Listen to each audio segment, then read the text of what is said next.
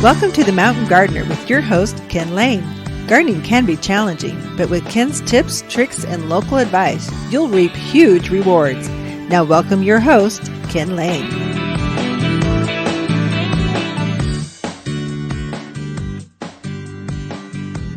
And welcome to this week's edition of The Mountain Gardener, your host, Ken Lane, talking about the landscapes of northern Arizona.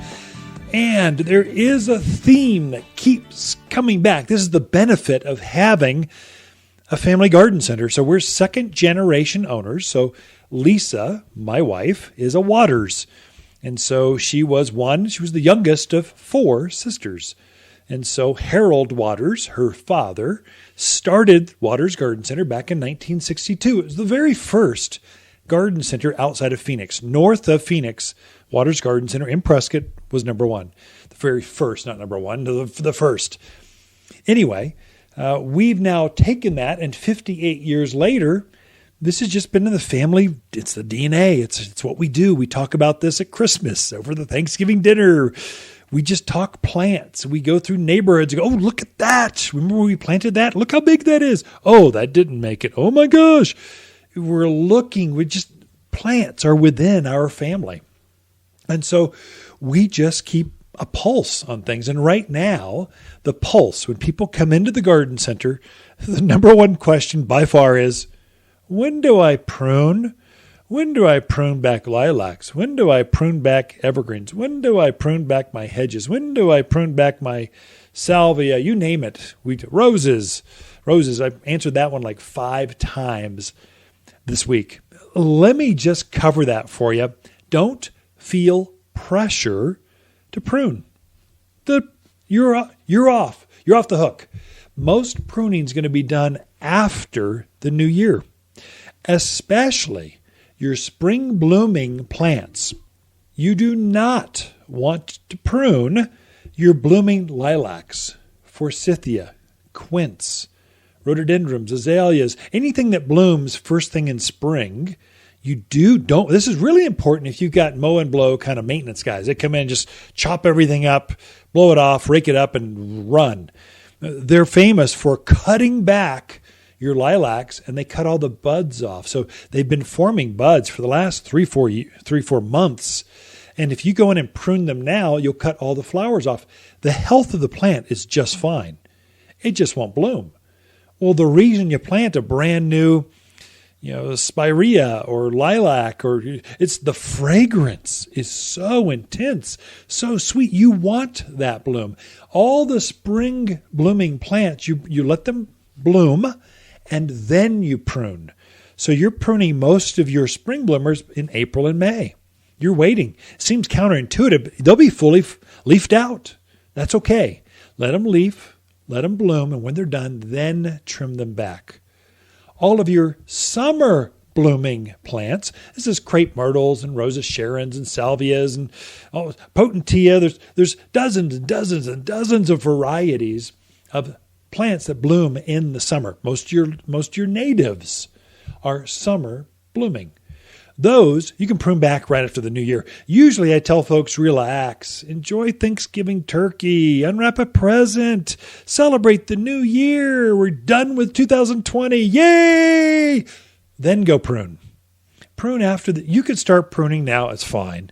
Really what the book says is let things go dormant.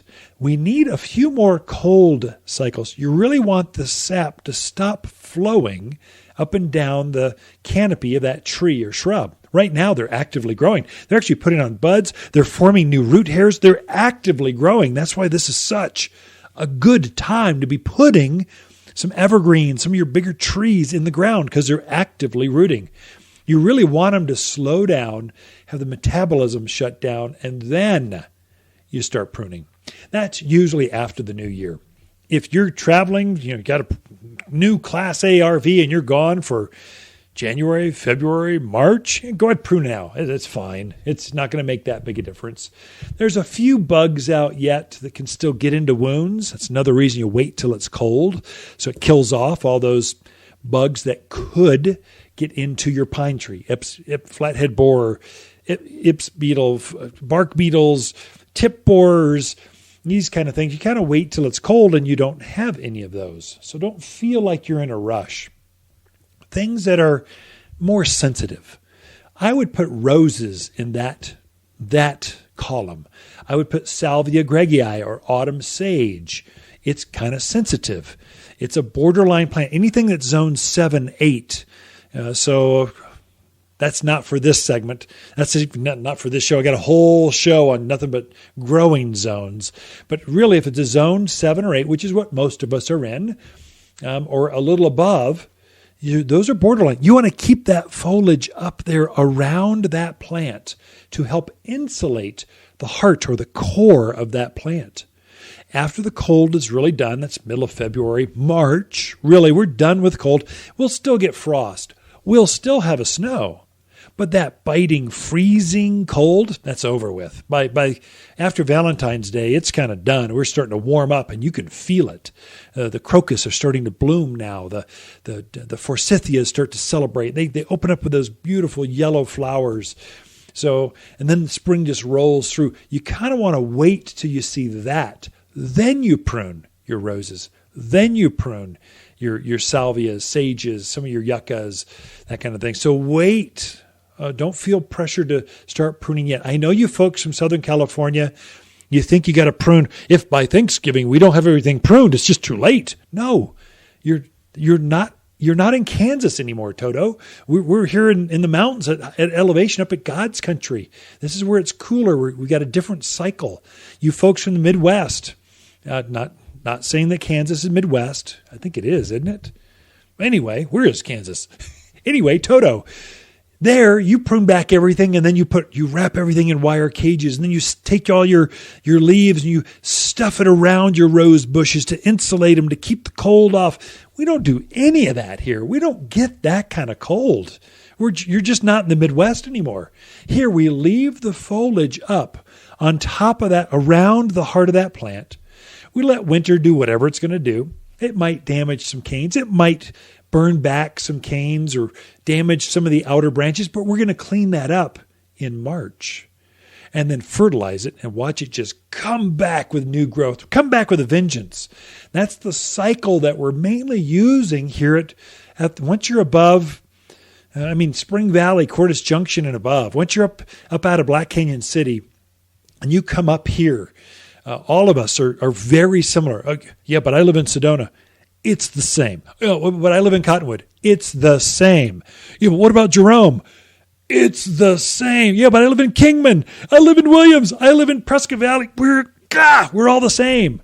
We're up in God's country. Yes, it might vary by a week or two, but we're all in this zone 6, 7, 8 kind of plant. We're in the same kind of growing zones. We grow the same kind of plants. So when the last frost date is, that varies by a few days, really.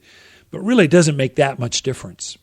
So let the cold do what it's going to do. Then go back and clean up and prune your plants. If anything, if you have not fertilized your landscape, especially your natives, especially your evergreens, it is critical. I can't think of a year that it was more important. And the reason it's so important this year is because we're such extreme drought. This has been a hard year for plants.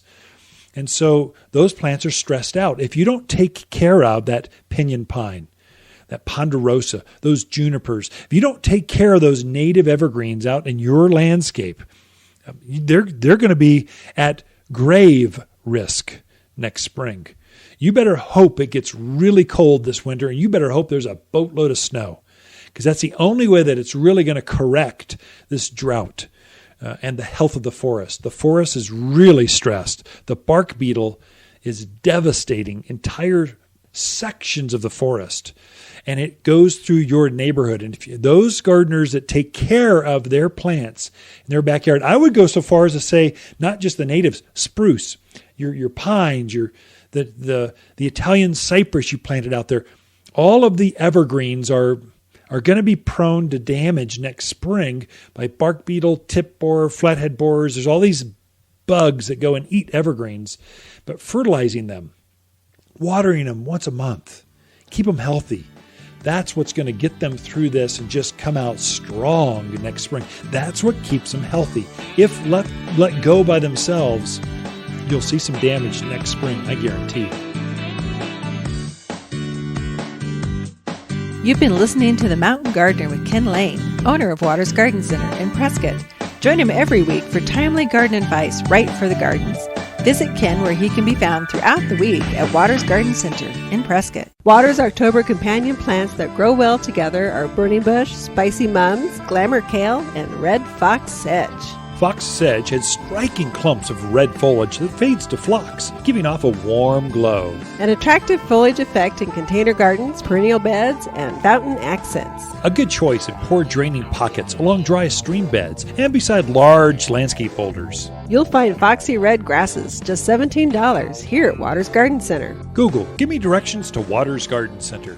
Gardening has always come natural to me. Green thumbs, they just run in the family. So when the Family Garden Center was offered to Lisa and I, we jumped on the opportunity. I've always loved coming to the nursery, being surrounded by all the beauty, helping the backyard gardener, and passing on some of that natural magic that happens so easily for me. We aren't just selling plants, we're offering garden success. My name is Ken Lane, owner, and you'll feel the magic here at Waters Garden Center, 1815 Iron Springs Road, here in Prescott.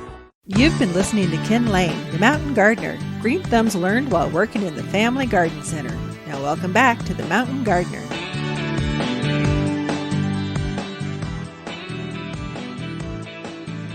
And we are back with Lisa Waters Lane. She comes each week with your garden questions. Just what are the rest of the community talking about? And so right now it's winter. So those last few fall-colored trees are starting to drop or show color. And then the next windstorm, it's truly going to be your evergreens are going to carry you. Yep. So welcome to the studio, Lisa. Thank you. Yes, our maple decided all of a sudden I'm dropping every leaf I have. Of course, the front door's got this pile of, you almost can't sweep or rake or blow enough. Oh, it drives me nuts. They all come in the front door. I love the tree, not complaining, but good heavens. That's one benefit of a maple. Maples tend to do that. So they don't just drop a few leaves, over like 3 months. I mean, sycamores, they're always dropping leaves. They never stop. Maples show their color and they go, okay, we're done. Thump, and they all drop. And then you clean it up once and you're done. So put a big pile up there and have we've got a new, our daughter's got a new schnauzer puppy. Yes, Finn. Puppies love to play in leaves. It's amazing. Put a pile up there, they'll run right through it.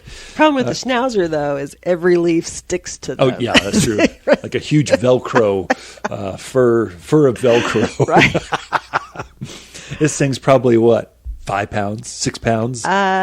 She had him to the vet last week. He was 3 pounds, 5 ounces. He's a Tiny. mini schnauzer. Yeah, miniature schnauzer. Cute as can be. He's adorable. Little liver and white colored. Yeah. It's adorable. Little pistol. So does Finn like to garden? Are there any garden questions from Finn? Well, speaking of maple leaves and that type of thing, we'll say this question comes from Finn. Okay. Is it okay to use chopped up maple and oak leaves as a mulch for your raised beds and your perennial beds? Absolutely. In fact, I'm contemplating an article right now on pine needles because the pine trees just dropped all their needles too. Yeah. So what do you do? Oaks, they don't really drop now, but they will in the spring. So there's this cycle that they go through. And so do they compost? Do they make a good ground cover or covering? Yes, they do. Very, very good. What you don't, especially if they're chopped up, the secret was chopped up. So take the mower over them, weed whackers, big leaves. As the winter hits, they start to compress. They almost create a turtle shell effect. The water sheds off of the leaves and it doesn't get down into the ground. That's not so good for your plants that are in the ground there. Right. But chopped up, they tend to feed through and quite honestly, the worms start to break them down better. Composted, chopped up things are better. So yes, you can do that. Really, you should not put over about a 3-inch layer of that kind of material on top. because, again, it gets so thick. Again, the snow, the rains of winter, it's important to get moisture down into that root area. And so if you get too much, you can almost suffocate the soil. So 2 to 3 inch layers spread out over your flower beds, around your roses, is great stuff. Oaks and maples, specifically to their point. Some, be careful not to take all of your leaf litter out from underneath your oaks, your junipers, your pinyon pines. They need some of that layering to protect their roots as well. So you can harvest that, but don't harvest all of it till the ground is just left bare, or those plants, your natives especially, can become exposed to bark beetle, ips beetle, flathead borers, some stress. And so it's good to have a 2 to 3 inch layer, but if you leave a pinyon pine or ponderosa to itself, it'll have 1.5 foot of pine needles. So to take some of that, harvest it, chop it up, and use it around the yard, great stuff. About a 2 to 3 inch layer around the rest of your landscapes. Okay, good to know. Question for you. So say you had an aspen tree that maybe had fungal issues this growing season. Would you want to use those or get rid of those? Yeah, so if I have athlete's foot Please tell me and my shoes, and I go, hey, borrow my shoes, you'll be fine. I don't let you know that I've got athlete's foot. You go wear them around and work the gym out for a few days. What's the likelihood you're going to get athlete's foot as well? I don't want to think about that. Very high, like it's guaranteed.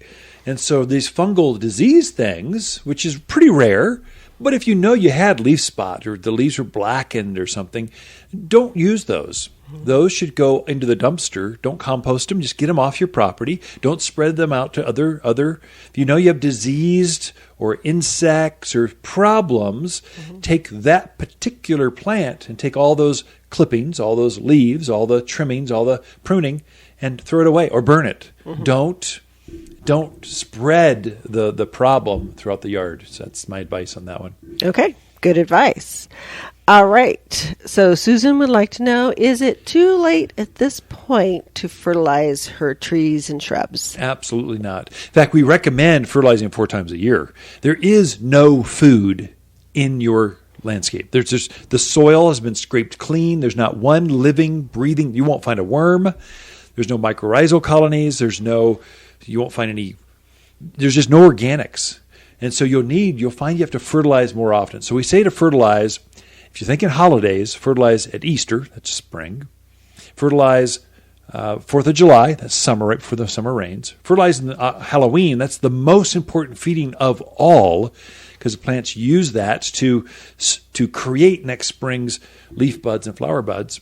And then really important for things that are heavy feeders, fast-growing plants, or evergreens like big spruce, pine, firs, they turn yellow in the winter, fertilize at the new year. So you're right in between the Halloween and the new year. If you've not fertilized this fall, for sure, get that on there, especially using organic. We recommend using our fertilizer because, well, we made it for us, the mountains of Arizona. It's an organic 744 fertilizer. It breaks down real slow. The plants can use it as they need to. It's a good fertilizer. Just chuck and go. Pray for rain. Pray for snow after you fertilize. That'll really activate things. Very good point. All right. Dan in Prescott Valley is contemplating using a living tree this year for Christmas tree. Wants to know, how long can it be in the house? And is there certain varieties that do better than others? Sure. And that's really where we specialize. We actually, there's been a tremendous trend to living trees. I think part of it's we've got such growth here in the local area, lots of new houses. They need more landscaping, so why spend $150 or $100 on a cut tree when you could go plant your tree later? And then, quite honestly, people are tired of that dusty plastic stuff. I mean, you open up a Chinese artificial tree, and it just smells of retardants and formaldehyde. And just after a couple of years, it's an allergy thing. It just gets dusty. So living trees are a great way to go. And so we've just committed all to living trees. The entire garden center right now is just filled with every type you could think of. Going back to the question, how long can I leave it in the house? The bigger the tree or the more foliage mass, the less time it can spend indoors because it's going to dry out. So about a week is what we say. If it's a smaller plant, maybe 10 days or so, but no more than a week usually, especially for a big, if you got something that's 7, 8 feet tall, a week. When you bring it outdoors, well, when you water it with ice cubes. These plants like to be cold. They don't like to be warm inside your house. So fertilize with ice cubes, it'll cool down the roots. They can pull up more of that ice as it melts. They can pull up more. It's like a artificial irrigation system. Mm-hmm. When you bring it back outdoors, before you plant it, let's say January or whenever, put it in an unheated garage next to your south-facing wall. Let it acclimate to that cold again. So you're going from 70 degrees indoors to 20 or 25 outdoors at night. Let it get used to that for about a week. So keep it under a carport, next to a wall. It's amazing how much warmth your house throws off. Let it get used to the cold again, and then just plant it right in the ground, and it will actually start rooting probably within a week or two after you start putting that in the ground and fertilizing nutrients, and it'll start growing again. And then next spring, usually March, April, the candle growth is actually elongating and growing. So it's a great choice. Mm-hmm. I'm out of time, but let me just go spruce, pine, fir, cypress, cedars, junipers. Come visit us. We can show you all the varieties of living Christmas trees here at Waters Garden Center. Be right back. You're listening to Ken Lane, a.k.a. the Mountain Gardener. Ken can be found throughout the week in Prescott at Waters Garden Center. Listen each week as he answers timely garden questions unique to mountain gardens. Waters' October companion plants that grow well together are blaze maples, spicy mums, glamour kale, and burning bush. Waters' compact burning bush is a neat, well-behaved shrub prized for its blazing red foliage in the fall. Looks great when planted with autumn gold sumacs, lilacs, and gold euonymus. At 6 foot, this bush makes a natural hedge that burns red through autumn, all for $49. You'll find the showiest shrubs here at Waters Garden Center. Siri, give me directions to Waters Garden Center. You might say I've been part of the local garden scene even before birth. My father started the very first garden center in northern Arizona and ran the family business with my mother, even while she was pregnant. The nursery was my preschool, with many joyous after-school hours spent playing in the family business. Waters isn't just a garden center. It's a safe place for kids and pets alike. My name is Lisa Waters Lane, owner of Waters Garden Center, 1815 Iron Springs Road, here in Prescott. You've been listening to The Mountain Gardener with local expert Ken Lane. Join the conversation every week as he answers timely garden questions. Email Ken a question directly from your phone to his desktop through the web at watersgardencenter.com. That's Waters with 2 T's, gardencenter.com. Now welcome back your host, Ken Lane.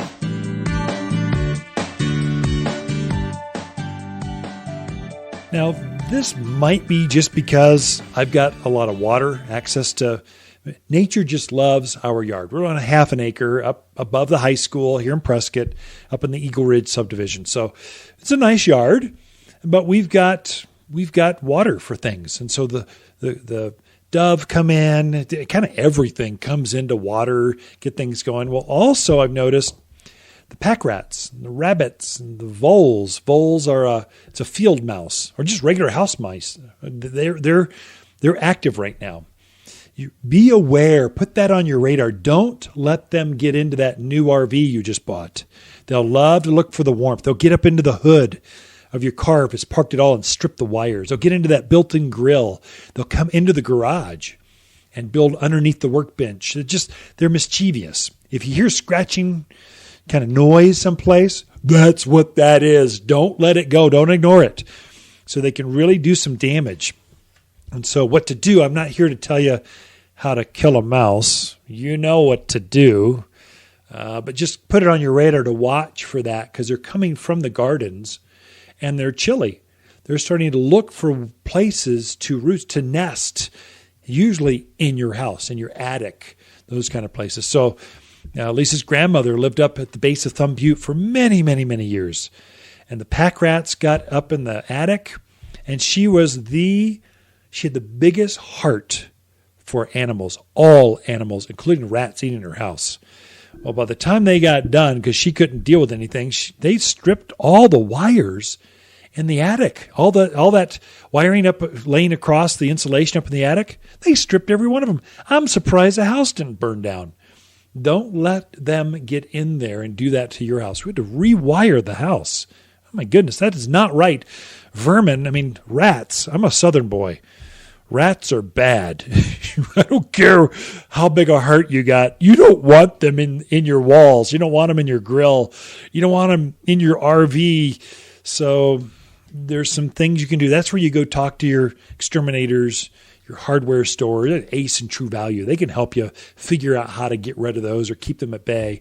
Likewise, gophers are also active. So I've found some customers are coming in with pocket gophers.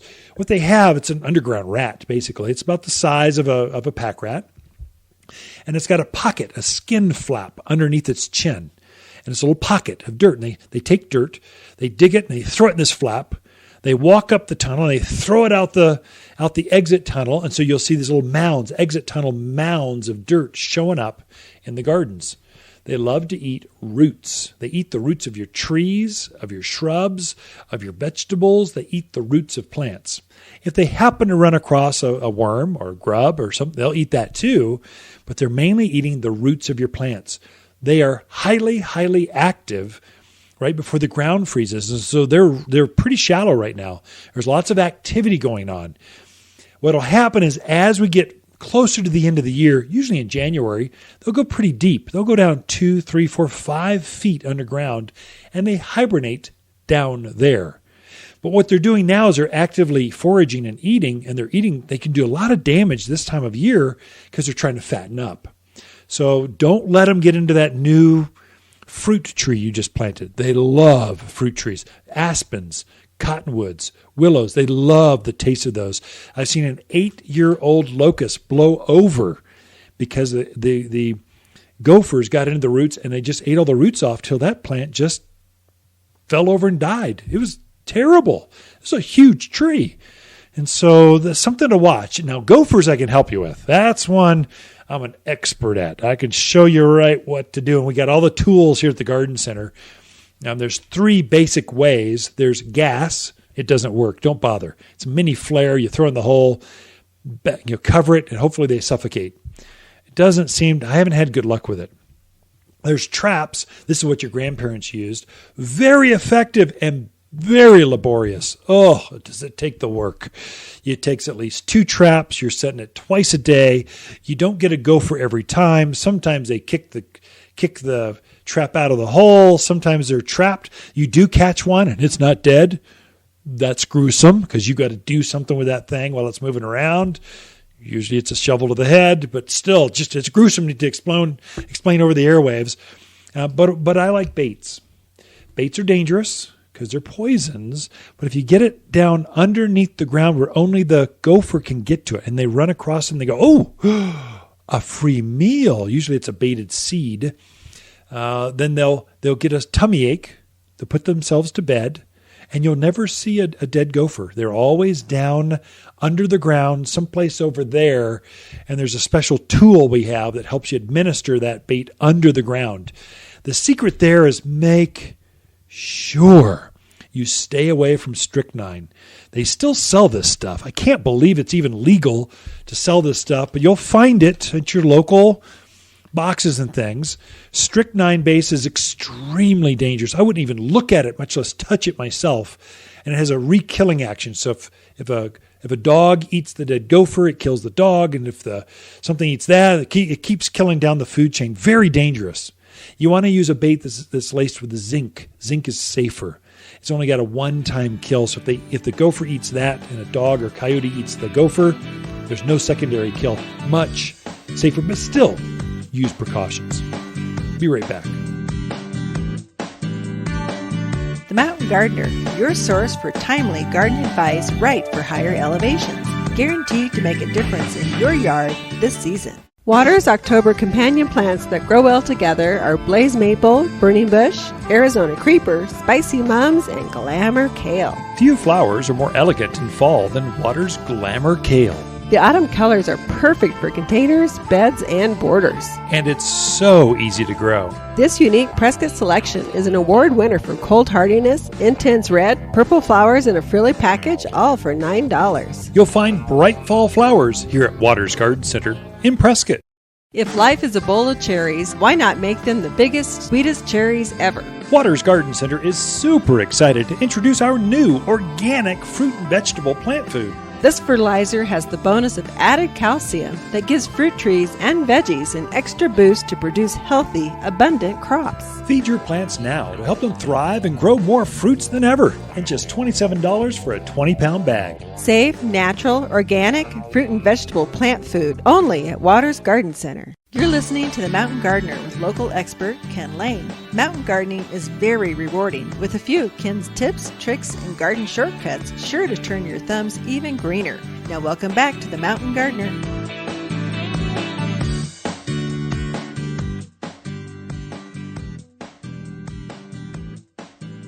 And we are back with Lisa Waters Lane in the studio. She comes and did her garden tips, her garden advice. I love to talk to gardeners because they all have a different angle, different color, different styles. Mm-hmm. It's art. Good landscape designs are art forms that you touch, feel, smell, taste.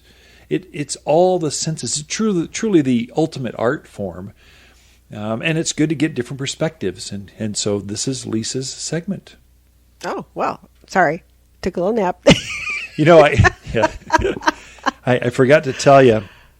So I've got my executive, mastermind group convened. It's Christian CEOs and stuff. Dum, dum, dum. And we're going to have a retreat. Oh, you forgot to tell me. Where the gals are coming too. So we're trying to look at a resort. And I recommended Rancho de los Caballeros in Wickenburg. Mm-hmm. A dude ranch. It's got great golf. It's got horseback riding. Great pool, vistas, walks. It's got all the stuff. Cowboys sing at night. Great food. And so hopefully we can go back. I'm trying to influence. There's like 20 of us, so it's one voice. But we'll see if we can get back to Wickenburg this winter. It's coming, maybe. Thanks for the heads up on that, dear. Appreciate it. What's the one in Tucson we went to? Tanqueray. Tanqueray. That was beautiful. Was the other one that was coming up. But they don't have a golf course, I don't think. I thought they did. This is CEO. If these guys are running, they have like 1,000 employees. It's that kind of level. We're sharing ideas, making each other better. They like. So they don't have time to golf. Well, they learn how to golf. They don't have time for it. There were a couple that were really into it. I don't golf. But I do mountain bike. That's true. I do like walks with pretty gals in the forest. Like horseback riding? No, I don't like horses. Although our first date we ever went on was on horseback. You used to ride. Your family had horses. And you had this big, football, athletic guy going, hey, you want to go horseback riding? I'm going, no.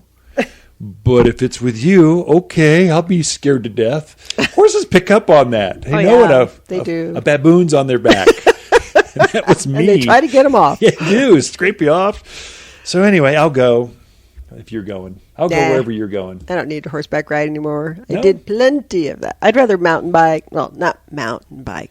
I'd rather ride my bike on a nice trail or take a hike. Peavine, here we come. There we go.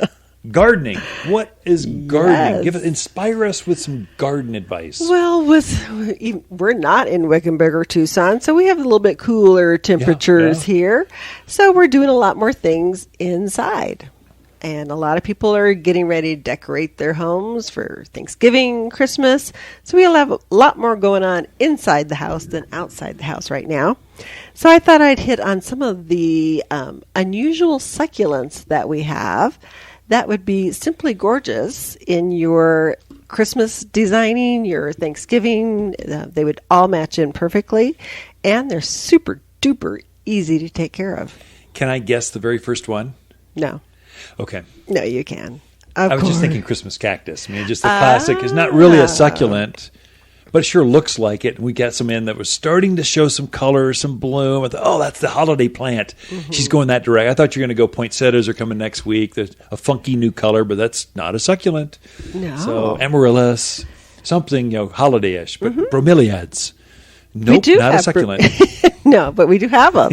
And those are super fun to grow because they keep their color, whether it's orange or yellow or red, they keep their color so long. They're really fun. So succulents, what's a definition of a succulent? I have no idea. You tell me. I just think of it as a cactus without spines, without thorns. So I it's got always that think thick, leathery, fleshy leaves or branching, but some with a have lot more character, thorns, though. some don't. Yeah, more character. So a couple of the ones that we have, some aloes that we have in. Now, all of these succulents are indoor succulents this time of year. You put them outside, you're going to have a black, soggy mess by the time you look at them in the morning. So these are all indoor ones. But we have a Safari Sunrise Aloe and a Safari Orange Aloe. Oh, neat. So real pretty, just an aloe plant with that very typical foliage, but they also have blooms on them. Oh, neat. And the Safari is kind of an orange yellow, and the African orange is orange, believe it or So not. is this the same aloe that you could, if you have a burn or a cut, it's medicinary? This is you not can medicinal. No? It's not Okay. a medicinal. But we do have medicinal aloes, which do terrific in a nice bright room. These aloes, I think they have a lot more character to them. I think they're prettier to put in decorative pots, and they just have a lot more character to them. The medicinal aloe has a place, and I think every home should have one for those boo-boos that you have.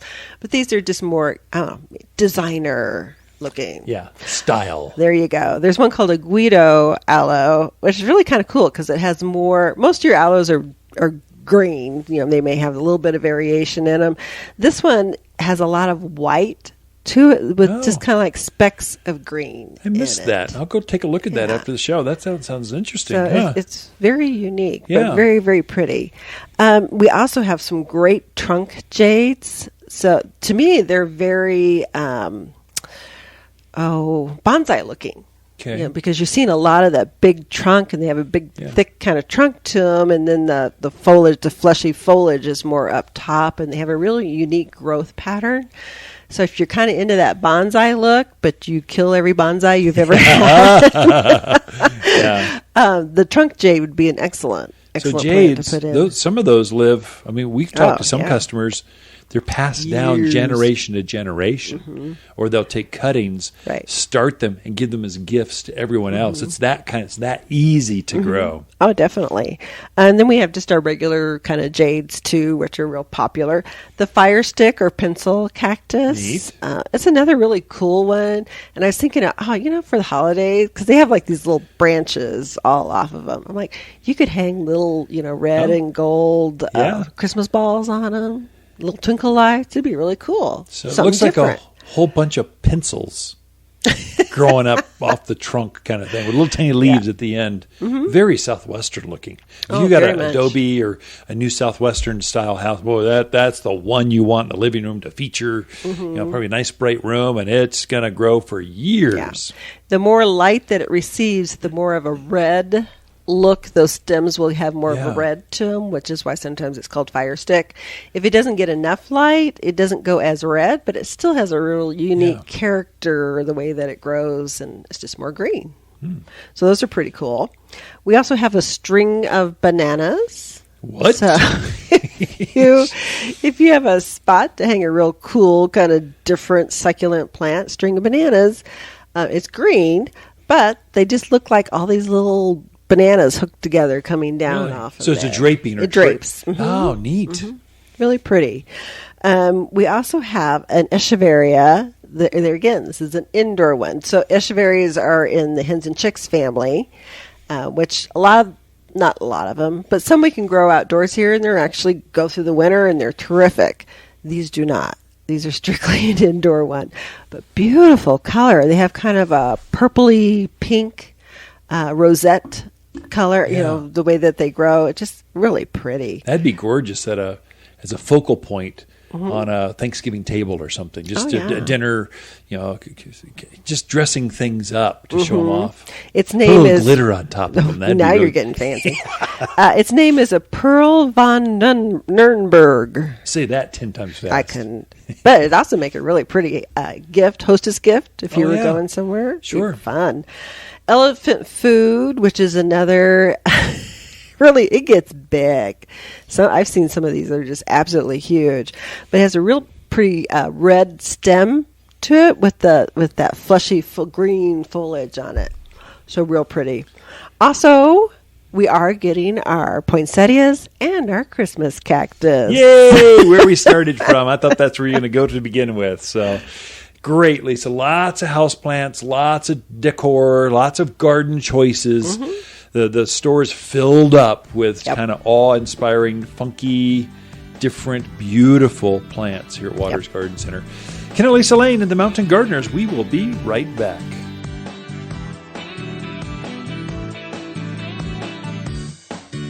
Look for more tips, tricks, and garden shortcuts through Ken's website. Podcast the show, read his weekly garden column, or follow him on Facebook and Instagram at watersgardencenter.com. That's Waters with 2 T's, gardencenter.com. Waters' October companion plants that grow well together are burning bush, Arizona creeper, spicy mums, glamour kale, and Prescott blaze maple.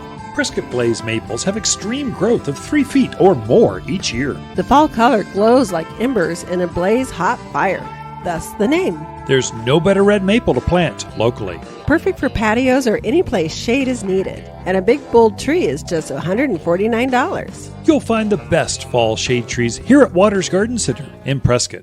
Gardening and you don't know where to start? Waters in-home garden service comes to you and identifies what you have and how to make it better. Design advice, water strategies, vegetable and flower gardens, soil and food needs, and problem solving. Always problem solving. You'll instantly be a better gardener.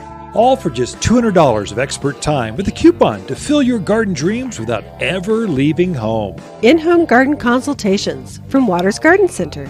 We can be at your home this week. Welcome to the Mountain Gardener with Ken Lane. Gardening in the mountains is different. Listen to Ken's tips, tricks, and garden shortcuts guaranteed to make your gardens more beautiful than ever this year. Now for better advice that works locally, welcome your host, Ken Lane.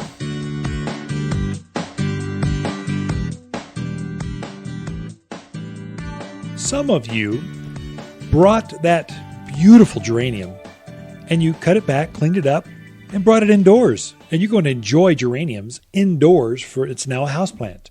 And you'll take it back outdoors next year. Now, I don't do that. My geraniums get way too big. It's too easy to $5.99. You get a brand new and start over. And so I don't really want, and I want a new color, a new fragrance. So I don't bring as much of my outdoor stuff in. A few things, but not too much. Some of my borderline plants, I love cacti, different freakish kinds of cactus. So barrels. I've got a red fish-hooked barrel cactus. Super unusual. It's a zone 8 plant. I'm in a zone 7, so it gets too cold for that plant in my gardens at my house. But I've got it in a container. I bring it under the cover, the front door. I put it next to the house, to the wall, so it gets some radiant heat. And it's just enough insulation, just enough to take the edge off where that plant is years old. It's quite large and doing very well. I've got a Mediterranean carpet cacti that's soft. Very unusual cactus. That's same way. It's zone 8, but I bring it under doors, have it in a container. I've got a Mexican fantail palm. It's magnificent. It's in a big container. It's a big plant, but I shift it out. Usually I've got an English ivy by the front door, a topiary thing. I went, okay, ivy's tough as nails. I'm going to throw that thing out. You're out and you're just exposed. And now my palm tree is undercover by the front door where it's got 2 walls kind of touching it where the house throws off enough heat where it just takes the edge off. I've created a microclimate that is a zone 8 in just the right spot outdoors in my gardens for these exotic plants. Quite honestly, most of the gardening, it's indoors. You got to go. You got to commit indoors. I can't wait till the first poinsettias come out. I think they're going to come next week. Some of the holiday plants are starting to show up. Usually it's the week of Thanksgiving, but we're right here. But the poinsettias will be there. The Christmas cactus, they're already here. Got lots of colorful bromeliads and African violets and dracaenas, lots and lots of plants. We're shifting the interest here at Waters Garden Center, at least, to indoor tropical houseplants. Part of that mix are super unusual succulents. Succulents are sort of like the cactus I was mentioning outdoors, but there's no thorns to them. They have an interesting look to them like that, but character, their architecture, they're just funky. They got funky colors from greens to blues to reds to pinks. It could be an aloe. It might be there's all kinds of succulents. I kind of define them all in the same. And there's a whole series of cacti that we bring in. Very unusual, funky, different, fun. I call them hideously beautiful plants because they're just so unusual. You can't look away going, I can't believe God made something like that. That's wild. I was going to go through and describe, had a whole list. In fact, this week's garden column was on succulents. You've got a picture. If you're part of our Waters Garden Club, look for that. Check your spam folder. If that's of interest, check our blog. It's on our website, watersgardencenter.com. There's a blog button. It'll be the top post because that was this week's garden column. Take a look. I was going to describe them, but how do you describe something it only gets 4 inches tall with big lobed leaves and red warts all over the top of the leaf and a shiny silver underleaf? I mean, I could go on, but it's hard to describe over the airwaves. I thought, well, what do? I think what I'll do is I'll give you a place where to plant, how to grow great succulents and cactus. They're kind of in the same league. And really with cacti, they like to be root bound. So they might come in a 2-inch, a 4-inch, a 6-inch, even an 8-inch, really big ones. I've even got some that are 15-gallon, huge, instantaneous tree cactus. I mean, they're just big. They get heavy. But most cacti and succulents like to be root bound. They don't mind very small spaces. It's okay with them. So don't be in a hurry to shift them or find another type of container to put them in. Many times I'll take them home and just sleeve them. I'll have a pretty pot because, let's face it, the grower's pot they're in, it's kind of ugly. It's a plastic black thing. No one wants that in their living room. You want a fancy glazed, pretty, white pot with a blue. You want some style, whatever your style is. So sometimes I'll just take that and put it in that new pot, and it's just a sleeve. I didn't actually plant it. It's just there for decoration. I actually have it in the original grower's pot, and I've used the decorative pot just to host it, to sleeve it, is what they call it, to just hold that plant for now.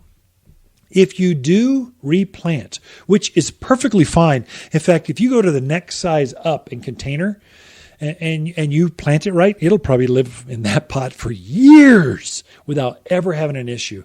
The secret, though, is use a good cactus mix. So certain kinds of plants need very specialized potting soil. And 2 plants come to mind, 3 really. African violets, they need special soil. Orchids, they need special soil. And cacti, they need a cactus mix. And what that is, it's regular potting soil, but usually they'll front load it with a lot of perlite. This is this white chunks of rock that are in there, but they add a lot of air. But cactus are very sensitive to soggy soil. And so you want to make sure when you water that, the water gets moist, the soil gets moist, but then it breathes really well. That's the secret to great, healthy, I always say aloes, succulents, cacti. They're all in that same calanchos.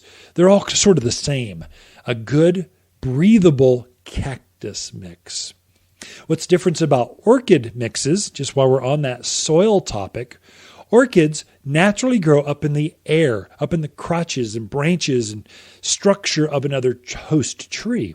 They're pulling moisture and food from the air to feed the root structure of this orchid. That's how they naturally grow.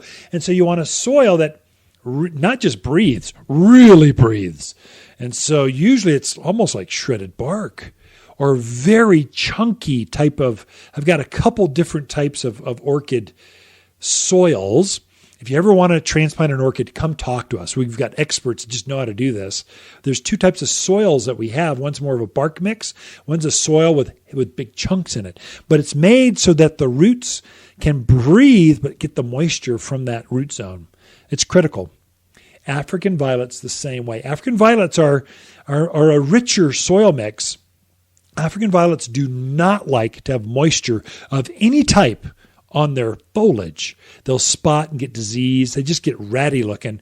If you get any moisture, you want to water them from underneath. You want a soil that where you can take that pot, set it in a sink, or in a special, they make special African violet pots where it fills with water. You set this porous pot in there, and the water is absorbed up from the bottom of the roots up to the structure of that plant where the foliage never gets moist. This is critical for African violets. They got this soft velvet, almost, like a velvet type of foliage. And the water gets in there and they just spot it. And you'll never get the spot off, or disease starts almost instantly.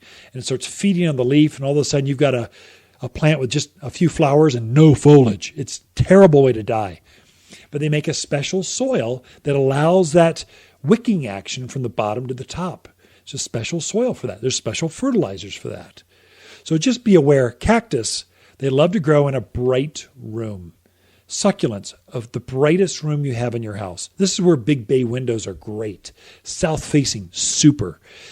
Probably also keep all of these new houseplants you're getting, keep them away from the heat source. They don't like to be next to the fireplace. They don't like to be next to that registry where it's blowing hot air all the time. That messes with their foliage. It dries out the soil too fast. So keep them just off of that. To have direct sunlight through a window to a cacti or a succulent, they'll like that actually. Aloes, they would like that. They don't mind. Your regular houseplants like dracaenas, palms, ficus, snake plants, peace lily, they don't like to be direct sunlight. They want to be off a bright room, but off to the sidewalls. But a succulent, they don't mind. A desk right at there overlooking your gardens where sun hits the front edge of that desk. Cactus and succulents would love that type of environment. That's why they make such good office type of plants. They're low care. They'll take almost anything you give them. If you're in an office setting, I would say use full spectrum lights up overhead, especially if you're on an interior office wall, just to give them enough brightness to keep them healthy. That's how you grow succulents in your house. You're listening to local garden expert Ken Lane, the owner of Waters Garden Center. He can be found throughout the week at Waters Garden Center, located in Prescott at 1815 Iron Springs Road. Thanks for tuning in to The Mountain Gardener. Waters companion plants that grow well together are blaze maple, burning bush, spicy mums, glamour kale, and red wall creeper. Waters red wall creeper is specially selected to dress up those miles of stockade fence. A mountain vine with rich green foliage turns fire engine red through autumn. Waters native vines are just $49 and both deer and rabbit proof. You'll find the showiest vines here at Waters Garden Center. Google, give me directions to Waters Garden Center. Wondering why the grass is always greener on the other side? Well, it's probably because your neighbor used the all-purpose fertilizer from Waters Garden Center.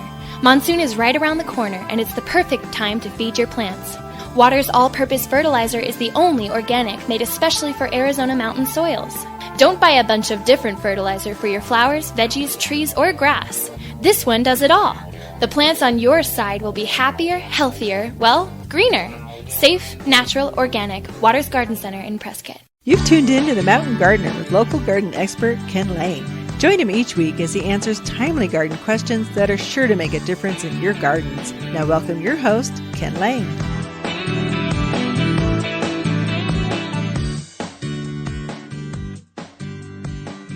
I was talking to friends this week. We were just discussing gardening, of course. Surprise, surprise, surprise. Gardening. Why do you garden? Why do you like gardening? What was it about this year that gardeners came out of the woodwork? And we just got to discussing this, and what a theme that came up over and over was it was something you could do because you couldn't travel. You couldn't go to theaters. You couldn't get out much, but it's something you could do out in your space. You felt safe. It was a private public place. You were outdoors, we're exposed, but it was your space. And folks wanted to be out there.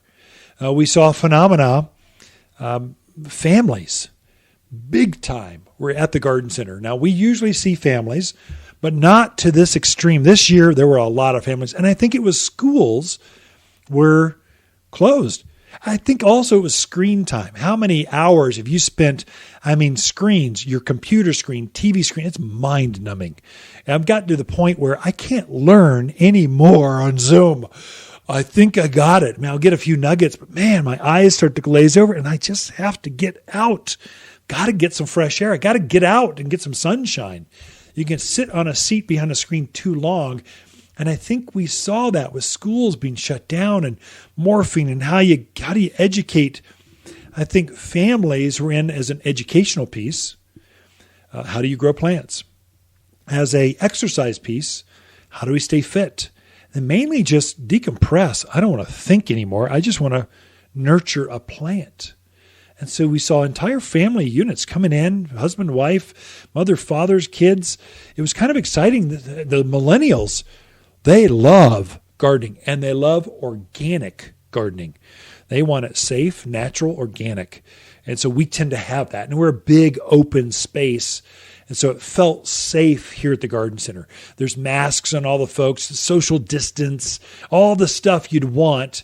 We tried to really think through every touch point so that you felt safe, but yet could touch and feel the plants. So these are some of the themes that kept coming over and over and over in the conversations. Part of it was exercise and just staying healthy. You can't get out as much as you used to. And so this is something, there's actually some real science that gardening's very healthy mentally and physically. Nurturing something, just the exercise of digging a hole and nurturing a plant and taking pruners and digging shovels. There's something therapeutic about that physically and mentally. And there's science to back that up. Trees. Planting a tree, that is the best environmental thing you could do as far as young trees provide more oxygen than an old, mature tree. And so trees are one of those, the younger, smaller they are, the more active, the better they are for the environment. So there's just because of how they release carbon and take in oxygen, just kind of, they do this transfer. They make your surroundings. Now, big trees, they're better for shade. They reduce heat and cooling bills. They cut down the wind. They make your environment more, easier to live in. So there's pros and cons to both. But young trees actually take in more carbon and release more oxygen per, however they measure that, than anything else. That's some of the reasons I'm hearing for gardening this year. I don't think that changes just because you're now indoors. I think indoors you can have just as much therapy, enjoyment, gardening indoors with your houseplants and starting seedlings and having air plants as you can outdoors, and, cutting lilacs and growing a new fruit tree. Ken and Lisa Lane, we're here at Waters Garden Center throughout the week, and we love talking to fans of the show. If you want a more fruitful garden, increase success in your landscape that just feels better, then tune in every week to The Mountain Gardener.